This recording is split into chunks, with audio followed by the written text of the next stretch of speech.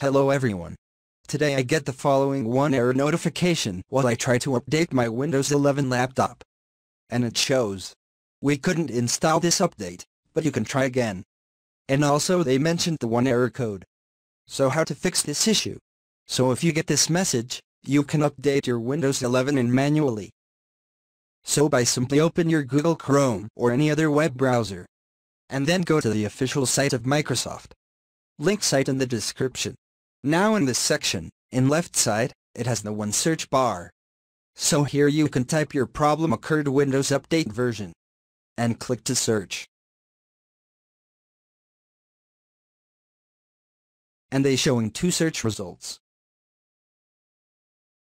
So if you press this link, it shows that update file information. So you can read carefully. But I tried to download this file.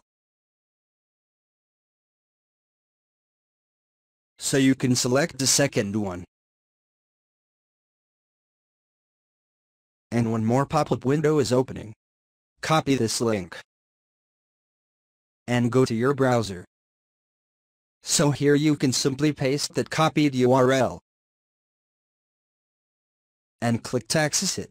Now this time you can see this file starts to downloading.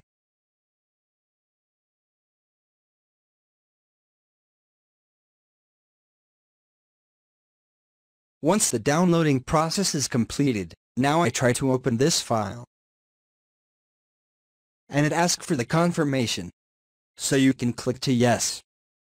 And this process may take up to more time. So be patient.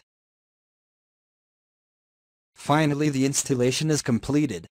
And they ask for the restart process. So just do it. So after the restarting is completed, your Windows 11 laptop or PC is updated to the new version. So I hope this method will work for you. Thanks watching this video.